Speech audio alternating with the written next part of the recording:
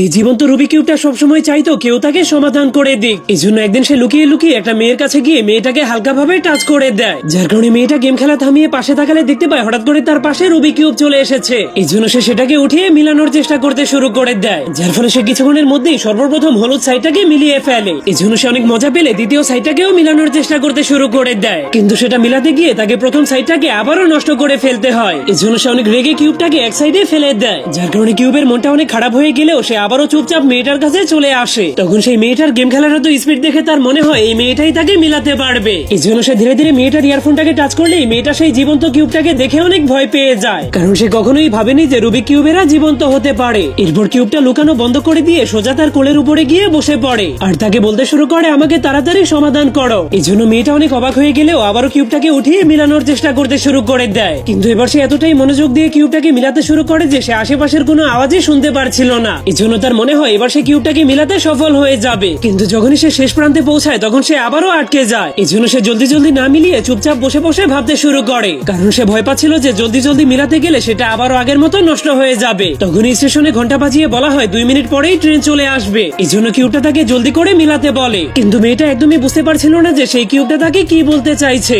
তখনই কিউবটা মেয়েটার চোখগুলোকে বন্ধ করে দিয়ে জাদুর মাধ্যমে মেয়েটাকে তার ভেতরের দুনিয়াতে নিয়ে যায়। সেখানে গেলে মেয়েটা দেখতে পায় সেই কিউবটাকে সেখানে খুব সহজেই মিলাতে পারছে, কারণ কিউবটা তাকে ধীরে ধীরে শিখিয়ে দিচ্ছিল যে কিভাবে খুব সহজেই কিউব মিলাতে হয়, যা দেখে মেয়েটার মনে হচ্ছিল সে খুব সুন্দরভাবে টুকরো টুকরো করে ফল কাটছে। তখনই সেখানে ট্রেন চলে আসলে মেয়েটা ট্রেনের শব্দ শুনে অবাক হয়ে আসল দুনিয়াতে ফিরে আসে। এবার সে কিউব মিলানোর সবগুলো নিয়মই শিখে গিয়েছিল। এই জন্য সে জলদি জলদি কিউবটাকে মিলাতে শুরু করে দেয়, যার ফলে যখনই ট্রেন এসে স্টেশনে থেমে যায় তখনই তার পুরো কিউবটা মিলানো কমপ্লিট হয়ে যায়। এই জন্য মেয়েটা অনেক খুশি হয়ে যখনই কিউবটার দিকে তাকিয়ে থাকে তখন সে দেখতে পায় এখন কিউবটা একদমই ঠান্ডা এবং শান্ত হয়ে গিয়েছে, যা দেখে তার মনে হয় এখন তার ভেতরে একদমই কোনো জীবন নেই। এই জন্য মেয়েটা অনেক মন খারাপ করে কিউবটাকে সিটের উপরে রেখে ট্রেনে চড়ে যায়। ঠিক তখনই সেখানে একজন মধ্যবয়সী লোক এসে দেখতে পায় ট্রেনটা তাকে রেখেই চলে গিয়েছে। তখন সেই রুবিক কিউবটা জীবন্ত হয়ে হাঁটতে হাঁটতে সেই লোকটার সামনে চলে যায়।